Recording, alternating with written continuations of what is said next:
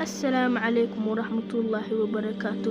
Aniga magacaygu waxaa la dhahaa Caysha. Markaa yara nolosheeda farxad badan ayaa soo qaatay, laakiin aniga sideeda adxaanka waa ku dhici jiray oo waxaa keeni jiray darajada ugu hooseysa. أصبحت لها عقدة aniga نفسية. iyo adxaanka iskuma fiicneen oo adxaanka meel fiican kaalin weligay ma keenin. waxaana ku hami jiray inaan jaamacadda dhameeyo familkaygu u shaqeeyo. intaas ayaa ku hami jiray. ani badanaa hooyaday iyo aabahay waa caawin jiray oo waxaan u ahaa baari ayakana way jeclaayeen.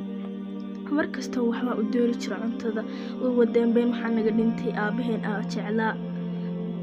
aniga aabahay aad u jeclaa. markuu iga dhinto waxaa dareemay cillo. markaasaan waxaan ku fikiray inay hooyaday haddana iga dhimato.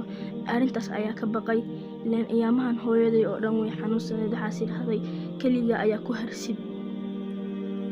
arrintaas ayaa ka baqayay. waqti badan ayaa kasoo wareegatay. aniga hadda waa weynaaday. waxaan ka baqayaa inay hooyaday dhimato. maskaxdeeda ilaa hadda mayse ilaawin. aniga asxaabahayga waxay igu fahan jireen inay gabdho iyo wiilal dhaleen. وهي في المقابل وحيدة بدون أي شيء. بعد مرور سنة جاء أحد الرجال. لم تصدق في هذا الوقت وكادت تطير من الفرح. لم تهتم لشكله ولا لأحواله ولا لأي شيء، وقالت لأمها أنا موافقة مهما كان، لكن أمها أصرت أن تسأل عنه. وبعد أيام أرسلت ابن أختها لكي يسأل عنه. ذهب وتحرى عن كل شيء عن هذا الشخص، وعاد في المساء وأخبر أم جواهر أنه مطلق ولديه ابن من زوجته السابقة، وقال لها أنه عصبي جدا وكثير المشاق. هنا الأم خافت، خاصة عندما عرفت أن لديه أولاد ويمكن أن يضر جواهر ويؤذيها. في الصباح التالي حكت لجواهر عن كل شيء قاله ابن أختها.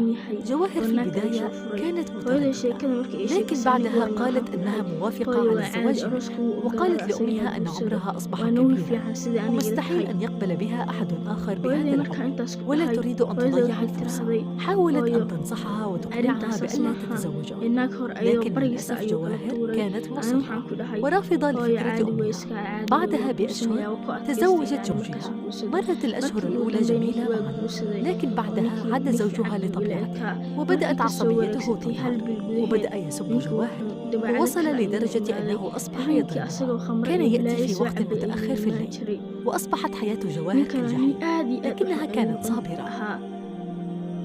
aniga uma maleynin insaas ahaa. hooyadayna kumaysa qanacsanin arooska. hooyaday digniintiisiisa maxaa u qaadan waayay ayaas dhahay. markastaa cuntada igu keenay igu qeylin jiray, way canaanin jiray. aniga hadda uur ayaa lahaaday oo waxaa lay dhahay wiil ayaa dhalaysaa. anigana waxaas lahaa ninka markaa cunugu dhashid wuu farxayaa oo wuu ku farxayaa ilmaha dhalisid. aniga waxaan xanuunsaday oo matag ayaa yahay, madaxa way xanuuniyay. hooyada ayaa waxaa ku dhahay hooy madaxa way xanuun yahay oo aad ayuu madaxa i xanuunayaa.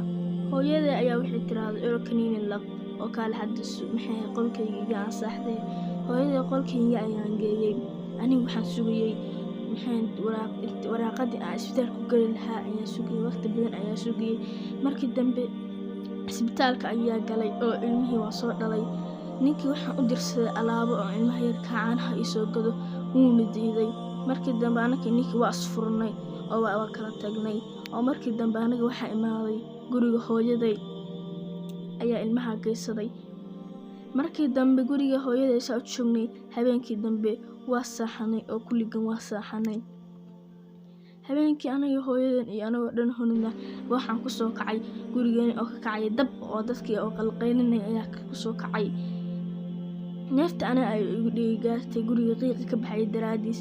guriga dhan wala ololiyay. wuxuu la olinayna maana garan. markii dambe cunugeyga intaa soo qaatay ayaa ku dhahay hooyo guriga dab ayaa ka kacay, maxaa dhacay, maxaa sameynaa? guriga dab aad u badan ayaa ka kacayay. aniga hooyaday curyaan bay ahayd, maana kaxayn karin.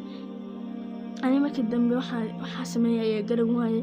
waxaas idhaahday ma hooyadaaba kaxaysaa mise ilmaha kaxaysaa? waa garan waayay, waa iska ooyey. markii dambe fikrad ayaa igu soo dhacday. waxaas idhaahday marka hore hooyadaa kaxee oo soo badbaadi, kadib adoo ordaya cunugaaga u imow. saas ayaa islahaa. markii ugu horeysay fikraddaas ayaa qaatay. oo markii ugu horeysay waxaan soo kacay hooyaday, oo hooyaday ayaa soo kacay. waxaa keenay meeshii dadka joogeen ee ka soo carareen dabka soo badbaadeen. markii dambe waa soo orday. waxaan is idhaahday ilmihii yariiska badbaadi.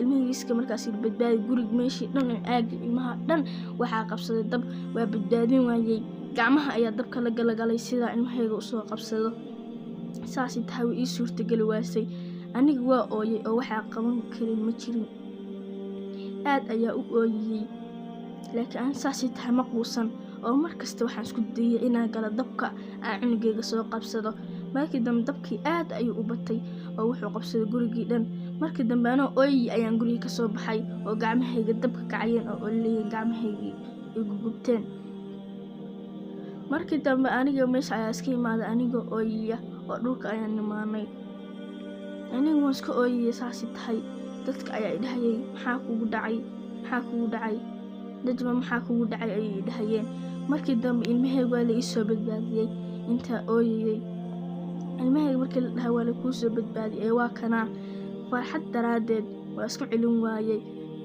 markaas dadka ayaa ila farxay marka aniga saas daraadeed waan soo orday oo ilmahayga ayaa u soo orday asxaabay dabka aad ku tiro badan ayuu maanta cunugay ku dhiman lahaa oo cunug ma haysan lahayn hadda maasha Allah cunugay waa kana waa baari oo wax kasta uu diro ayuu qabtaa anigana waa jeclaha asagana wuu jecel yahay markasta waqti badan ayaa isla soo qaadanaa asaga hadda wuxuu noqday ganacsade weyn ganacsiga asaga ayaa iskale asxaabay qisada maxaa ka leedihiin komitiga dhankeena la wadaaga waxa ka faateen inoo sheega maasanid subscribe noo saar asxaabay please waxaa maana gaano 10k please subscribe noo saar